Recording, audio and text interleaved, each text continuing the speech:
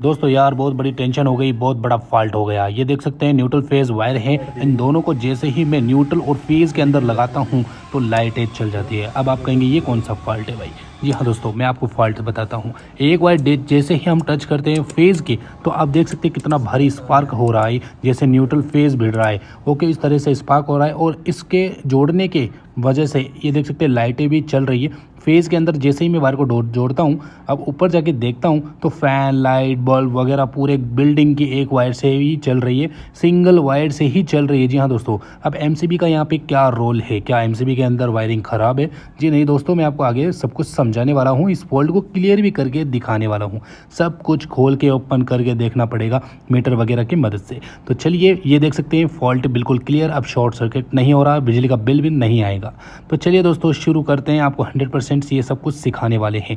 और ये बिल्डिंग कौन सी है? इससे पहले आपने वीडियो देखा, ये वाली बिल्डिंग है जिसमें अभी अभी हमने काम फाइनल किया है। तो चलिए दोस्तों, फाइनल तक वीडियो को देखेंगे तभी आपको समझ में आएगा।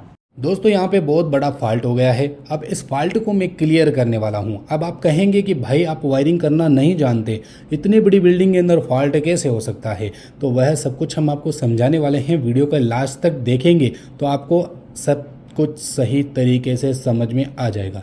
तो वीडियो को एंड तक देखिएगा। वीडियो में दिखाने वाले कोई भी डेंजरस वर्क को अपने घर पर बिल्कुल भी ट्राई मत कीजिएगा, या काफ़ी डेंजरस हो सकता है आपके लिए। अगर आप इलेक्ट्रिशियन बनना चाहते हैं तो बड़ों की सलाह लेकर के, इलेक्ट्रिशियन की सलाह लेकर के आप काम कीजिए। और ये वीडियो ITI स्टूडेंट के लिए भी काफ़ी हेल्पफुल वीडियो हो सकती है, तो ITI वाले भी इस वीडियो को देख सकते हैं। तो चलिए दोस्तों शुरू करते हैं।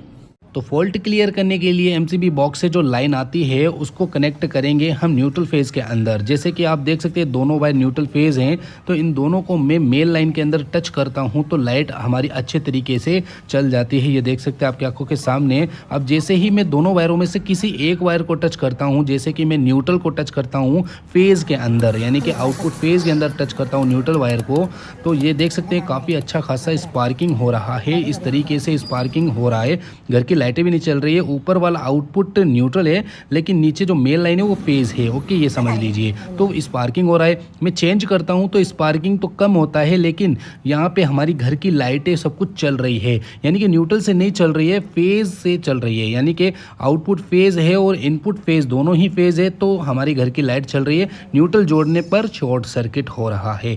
आखिर इसका रीज़न क्या होता है मैं आपको आगे समझाऊंगा। और ये सब कुछ करने से पहले आपको एक चीज़ बता देता हूँ, न्यूट्रल को अगर शॉर्ट सर्किट हो रहा है तो न्यूट्रल को परमानेंट जॉइंट ना रखें। मैं आपको बताता हूँ क्यों। ये देख सकते हैं यहाँ पे अभी फेज़ आ रहा है और इसके अंदर मैं क्या करूँगा, आउटपुट जो घर का फेज़ है उसको जोड़ दूंगा। अगर न्यूट्रल जोड़ देंगे तो यहाँ पे क्या मिस्टेक आएगी, अगर आप न्यूट्रल जोड़ देंगे तो इस तरह का फायरिंग हो सकता है पाइप्स, लाइटिंग वगैरह के अंदर, और इस तरह से वायरिंग जल सकती है। क्योंकि न्यूट्रल शॉर्ट आ रहा है इसलिए हमने न्यूट्रल को टच परमानेंट नहीं रखना है। रख दिया तो इस तरह का हालत हो सकता है वायरिंग का, फिर कभी भी ठीक नहीं होगा, क्योंकि घर के अंदर 100% फॉर सीलिंग वगैरह लगाई गई है। तो चलिए हम बताते हैं, आपको दिखाते हैं। हमने फेज़ को फेज़ में ही जोड़ दिया ताकि हमें ये लाइटें भी नज़र आ जाए। सभी स्विचेस ऑन हैं अभी। ओके, तो ये देख सकते हैं हल्की हल्की आपको लाइटें नज़र आ रही है जो कि काफ़ी तेज़ी से जल रही है। बेसिकली लाइट ऑन होने पर स्विच ऑन है फिर भी। ओके, तो यहाँ पर हम ऊपर आते हैं तो ऊपर की तरफ भी देख सकते हैं हल्के हल्के फ़ैन नज़र आ रहे हैं, चलते चलते नज़र आ रहे हैं, यानी कि कहीं ना कहीं न्यूट्रल फॉल्ट तो है। ठीक है, तो यहाँ पे पूरे कमरों के अंदर फोर सीलिंग है, मैं आपको भी दिखाता हूँ। यहाँ पर देख सकते हैं सभी लाइटें, सभी कुछ यहाँ पर डिम डिम पावर करके जल रही है, मतलब धीमी धीमी करके जल रही है। अगर ये कंटिन्यू जलती रहेगी तो ख़राबी हो सकती है, प्रॉब्लम हो सकती है। तो यहाँ पर देख सकते हैं ये भी लाइटें जो हैं हल्के हल्के से ब्लिंकिंग कर रही है। और इस कमरे के अंदर जो AC है उसको मैं आपको दिखाता हूँ। देखिए जैसे कि ये AC है, अभी AC के अंदर कुछ टाइमिंग आ रही है 210 इनपुट बताएगा, लेकिन स्टेबलाइजर फिर से बंद हो जाएगा। तो इसका मतलब तो क्लियर है कि यहाँ पर प्रॉपरली न्यूट्रल नहीं मिल रहा है, मतलब 100% न्यूट्रल होता है ना, वो नहीं मिल रहा है। तो यानी कि हमें अर्थिंग कहीं ना कहीं से मिल रही है, ये चीज़ आपको समझ में आ गई। यानी कि न्यूट्रल हमें कहीं ना कहीं दूसरी जगह से मिल रहा है। इसका रीज़न मैं आपको बताऊंगा। एमसीबी बॉक्स की वायरिंग से ही आप पता कर सकते हो कि कहाँ से न्यूट्रल फेल है। यहाँ पर देख सकते हैं न्यूट्रल मिलता कहाँ से है, बेसिकली ये देख लीजिए। तो यहाँ पर देख सकते हैं हैं छत के अंदर जब आप पाइप वगैरह लगाते हो और छत के अंदर जब सरिया होता है तो उसके अंदर एक न्यूट्रल होता है जो कि अर्थ के नाम से जाना जाता है। तो ये अर्थ मिलता है जब मैंने लाइट बल्ब को फेज़ के अंदर जोड़ दिया और न्यूट्रल हमें सरियों से मिल रहा है, फ़ैन बॉक्स से मिल रहा है। तो इस तरीके से क्या है कि जब आप फोर सीलिंग कराते हो तो फोर सीलिंग की जो पत्तियां होती है इसके अंदर भी आपको ये चीज़ नज़र आती है। पत्तियों के अंदर भी न्यूट्रल पहुंच जाता है, फैल जाता है। तो आप देख सकते हैं कि मैंने एक बिल्डिंग के अंदर भी इस तरह का फॉल्ट नज़र आया था जिसकी मैंने वीडियो बना रखी है। यहाँ पर देख सकते हैं अभी फेज़ जो है कंटिन्यू है, ये न्यूट्रल है। अभी मैं मीटर से दिखाता हूँ तो मीटर के अंदर फेज़ के अंदर तो 14 एम्पियर आ रहे हैं प्रॉपरली, लेकिन न्यूट्रल के अंदर कट लगाते हैं तो 9 से 10 एम्पियर ही आ रहे हैं। ये क्या बात है भाई, 4 एम्पियर कहाँ से मिल रहा है भाई, ब्रेक कैसे हो गया? तो ये सब कुछ जानने के लिए इस वीडियो को ज़रूर देखना पड़ेगा। और यह डिटेक्ट करता है ELCB। आप अगर ELCB लगा देंगे तो ये चीज़ डिटेक्ट हो जाएगी। अभी देखें न्यूट्रल मैंने हटा दिया फिर भी घर की लाइटें चल रही है, ठीक है। तो ये देख सकते हैं भाई साहब, अभी जैसे फेज़ हटा दूंगा तो घर की लाइट बंद हो जाएगी और सिर्फ फेज़ ही लाइन को लगाऊंगा तो खाली फेज़ की मदद से पूरी घर की लाइटें चल रही है। तो यह प्रॉब्लम होती है। ये वीडियो कहाँ मिलेगी आपको मैं दिखाता हूँ। ये देख सकते हैं आपके भाई का चैनल है 1 मिलियन, जल्दी से कर दीजिए गाइस। तो यहाँ पर आपको सबसे पहला जो वीडियो है वो मिल जाएगा आपको, छत के अंदर अर्थिंग कैसे मिलती है और छत से फोर सीलिंग तक कैसे पहुंचती है, ये सारा डिटेल मैंने इस वीडियो में बताया है। और दूसरा जो फॉल्ट क्लियर करने वाला जो है सिंगल वायर से, जैसे कि मैं अभी आपने देखा, तो उसका वीडियो भी आपको इसी के अंदर मिल जाएगा। कुछ थोड़ा सा नीचे जाएंगे आप तो आप यहाँ पर थोड़ा सा गौर करेंगे तो यहाँ से इस जगह पे आपको एक वीडियो मिल जाएगी। तो इस वीडियो की मदद से आप पूरा डिटेल में जान सकते हैं कि कैसे प्रॉब्लम हो गई है, किस तरह से क्लियर करें। तो गाइस देख सकते हैं यहाँ पे MCB बॉक्स है। MCB बॉक्स की जितने भी MCB है वो सब कुछ मैं ट्रिप करके चेक कर रहा हूँ। तो सभी रूम की MCB को ऑफ करके देख रहा हूँ तो सभी लाइटें तो बंद हो रही है, क्योंकि राइट साइड के अंदर फेज़ मैंने जोड़ के आया है और राइट साइड में फेज़ ही जोड़ा है, सिर्फ न्यूट्रल नहीं जोड़ा है। न्यूट्रल आखिर मिल कहाँ से रहा है? न्यूट्रल बेसिकली यहाँ पे कोई नज़र ही नहीं आ रहा है भाई, न्यूट्रल रिवर्स आ कहाँ से रहा है? तो मैं आपको बता देता हूँ, सभी रूम के अंदर यहाँ पे फोर सीलिंग की गई है। जी हाँ दोस्तों, सबसे ज़्यादा प्रॉब्लम जो है वो फोर सीलिंग वाले रूम के अंदर ही आती है। न्यूट्रल फॉल्ट वाला जो सिस्टम है वो प्रॉब्लम सिर्फ फोर सीलिंग वाले रूम में आती है। क्या इस रूम के अंदर प्रॉब्लम है, क्या दूसरे रूम के अंदर प्रॉब्लम है, किस रूम के अंदर प्रॉब्लम है, ये कैसे पता करें? क्योंकि बहुत से लोगों को पता नहीं होता है कि भाई इस रूम में ही न्यूट्रल फॉल्ट है या इस रूम में है।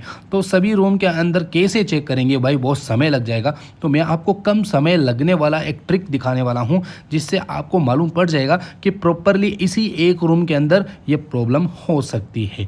तो अगर न्यूट्रल फॉल्ट है तो आपको क्या करना है, MCB बॉक्स को ओपन करना है, एक फेज़ वायर लेना है। फेज़ वायर के अंदर आपको क्या करना है कि LED बल्ब ले लेना है या फिर आपको एक 100 वाट का बल्ब लेना है, उसको सीरीज करना है। सीरीज करने के बाद आप देख सकते हैं कि इसका सीरीज के अंदर फेज़ आना चाहिए। ये देख सकते हैं कुछ इस तरीके से। अब यहाँ पे क्या करेंगे, MCB बॉक्स के अंदर जितने भी न्यूट्रल हैं उन सभी न्यूट्रल के अंदर आप एक एक करके टच करके चेक करेंगे। अगर आप टच करके चेक करेंगे जिसमें लाइट ग्लो करेगा वही न्यूट्रल फॉल्ट होगा, क्योंकि ये अदर जगह का है तो हम आपको दूसरे जगह का यहाँ पे दिखा रहे हैं।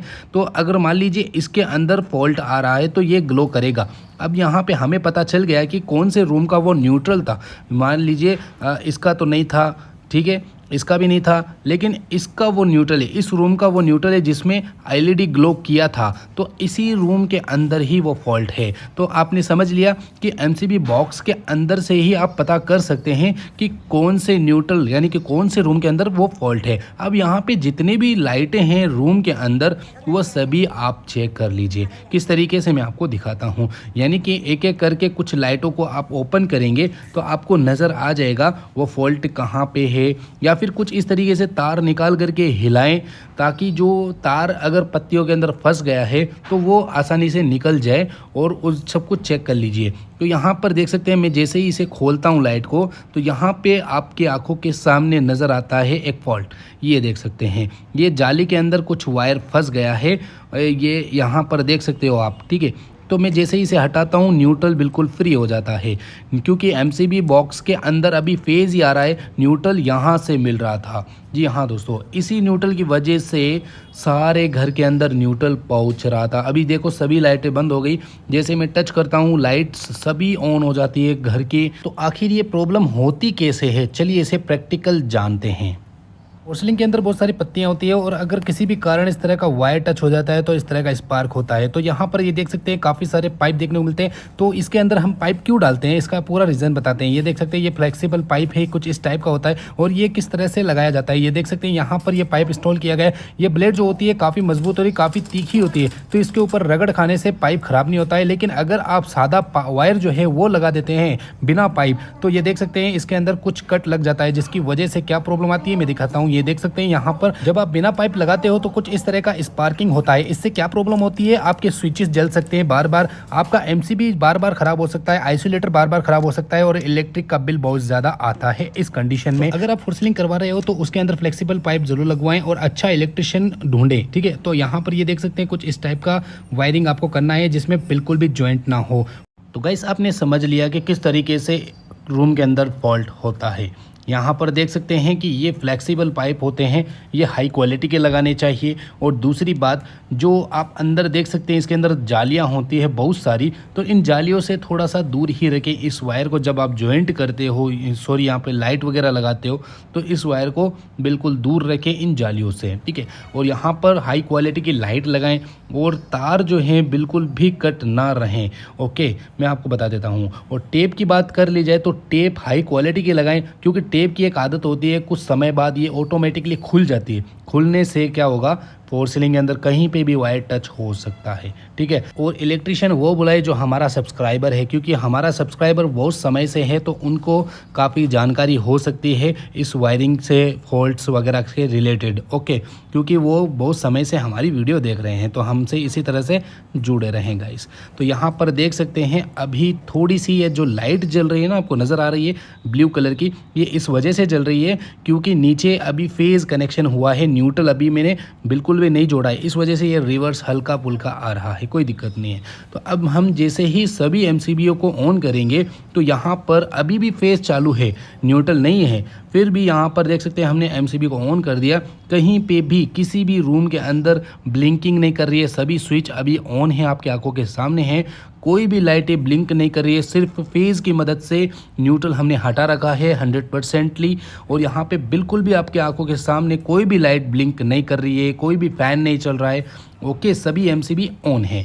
अब हम नीचे जाके आपको प्रैक्टिकल दिखाते हैं क्या चीज़ है। तो यहाँ पर देख सकते हैं ये हमने आ गए हैं चेंज ओवर के पास में, मेल लाइन के पास में।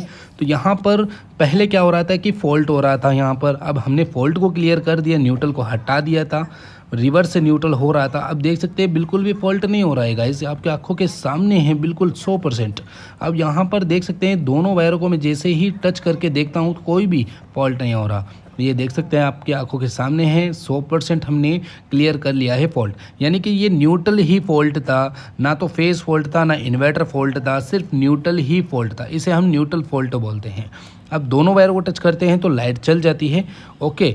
तो ये फॉल्ट क्लियर हो चुका है गाइस। अब यहाँ पर मैं आपको एक वायर लगा करके मीटर से भी चेक करवा देता हूँ, कोई एम्पियर तो नहीं आ रहा है जी, नहीं दोस्तों बिल्कुल भी एम्पियर नहीं आ रहे हैं यहाँ पर, ओके। ये भी आपने समझ लिया। दोनों वायर को टच करेंगे, अब दोनों एम्पियर को चेक करेंगे, रिवर्स करेक्शन तो नहीं हो रहा।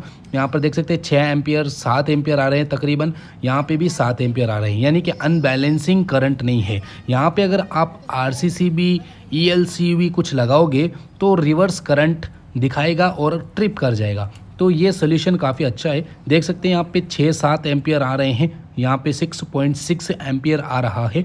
अब अगर दूसरे वायर के अंदर 6.6 नहीं आता तो प्रॉब्लम है। तो देख सकते हैं बिल्कुल बराबर है, 6.76 इस तरह से आ रहे हैं, यानी कि हमारी लाइट्स बिल्कुल 100% सेफ़ है, सिक्योर है, कहीं से रिवर्स से न्यूट्रल नहीं पहुंच रहा है रूम में। अगर एक वायर में फ़र्क आ जाता है तो आप समझिए कि प्रॉब्लम है हमारे घर में। तो सिंपली मीटर से भी आप चेक कर सकते हो आप अपने घर की फॉल्ट को, ठीक है।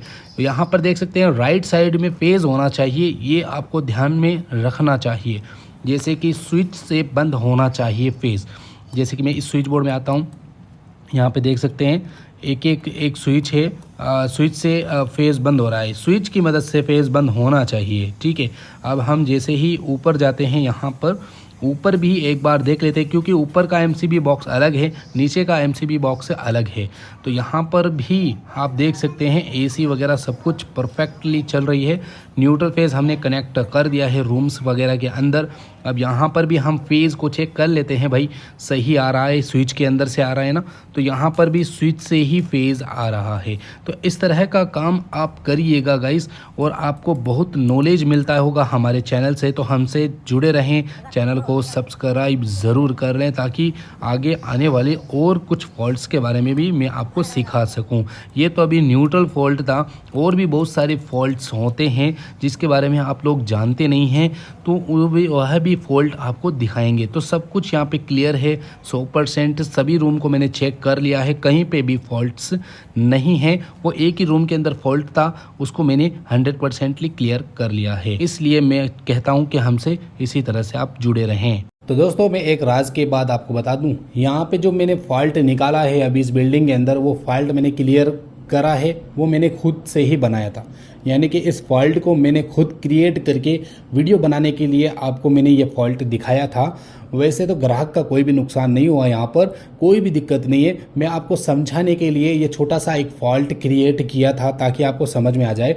ये मैंने फॉल्ट इससे पहले निकाल दिया था, मतलब इस बिल्डिंग में छोटा सा फॉल्ट हुआ था इस तरीके से, तो मैंने वीडियो बनाने से पहले वो फॉल्ट निकाल दिया था। फिर मैंने इस फॉल्ट को फिर से क्रिएट किया, फिर से क्रिएट करके मैंने इस फॉल्ट को निकाल दिया। तभी मुझे मालूम था कि इस जगह पे फॉल्ट है। जो मैंने वीडियो में आपको समझाया है, इसी तरीके से मैंने उस फॉल्ट को निकाला है, ठीक है, जो ओरिजिनल में जो फॉल्ट हुआ था। तो इस फॉल्ट को न्यूट्रल फॉल्ट बोलते हैं। न्यूट्रल फॉल्ट एक होता है फेज फॉल्ट, एक होता है इन्वर्टर फॉल्ट। इनके बारे में अगर आपको वीडियो चाहिए तो हमसे जुड़े रहें, चैनल को सब्सक्राइब जरूर कर ले। 1 मिलियन का टारगेट हमारा है, तो जल्दी से पहुंचा दीजिए। और मैं आपको एक चीज़ और बता देता हूँ, पीओपी वाले की गलती। पीओपी वाले क्या करते हैं, जब हमारे वायर, वो बहुत सारे वायर छोड़े गए होते हैं, वो उनका ध्यान नहीं रखते हैं। मतलब बहुत सारी बार होता है, बहुत टाइम बार जो नए नए पीओपी वाले होते हैं, पीओपी वाले बुरा मत मानना, जो नए होते हैं, जो जानते कम हैं, उनके बारे में बात कर रहे हैं हम। तो यहाँ पर क्या होता है कि जो नॉर्मल पीओपी वाले होते हैं, वो क्या है कि वायरिंग को पत्तियों के नीचे दबा देते हैं, या फिर वायरिंग को कभी कभार दूर फेंक देते हैं, वो हाथ भी नहीं आ पाता। मतलब जो पॉइंट्स हैं, जो मेन पॉइंट्स होता है, वो दूर फेंक देते हैं, वो हाथ नहीं आते हैं। तो वह दिक्कत हो जाती है कभी कभार इलेक्ट्रिशियन के साथ में। और कभी कभार तो वायरिंग को दबा देते हैं पत्तियों के नीचे, या फिर फेज को दबा देते हैं, न्यूट्रल को दबा देते हैं, या फिर कभी कभी पॉइंट को ही उस पत्ती के नीचे दबा देते हैं। बहुत प्रॉब्लम होती है इलेक्ट्रिशियन को इस चीज़ में। तो पीओपी वालों को कहना चाहता हूँ कि इस चीज़ का अच्छे से ख्याल करें आप, ताकि इलेक्ट्रिशियन को भी परेशानी नहीं हो और आपको भी परेशानी ना हो, क्योंकि हमें फिर बाद में आपको बुलाना पड़ता है। तो इलेक्ट्रिशियन को परेशानी नहीं होनी चाहिए, क्योंकि एक बार अगर वो वायर फॉल्ट हो जाता है किसी ऐसी जगह पे, तो वहाँ से वो फॉल्ट निकल नहीं पाता है गाइस। तो उम्मीद है आपको ये चीज़ समझ में आ गई होगी। पीओपी वाले बुरा मत मानना, मैं जस्ट एक बात कह रहा हूँ आपको, ऐसे ध्यान रखना चाहिए। ओके, चलिए दोस्तों, उम्मीद है आपको पसंद आई होगी। हमसे इसी तरह से जुड़े रहें, 1 मिलियन जल्दी से कंप्लीट कर दें और चैनल को सब्सक्राइब कर दें। चलिए दोस्तों, बाय बाय।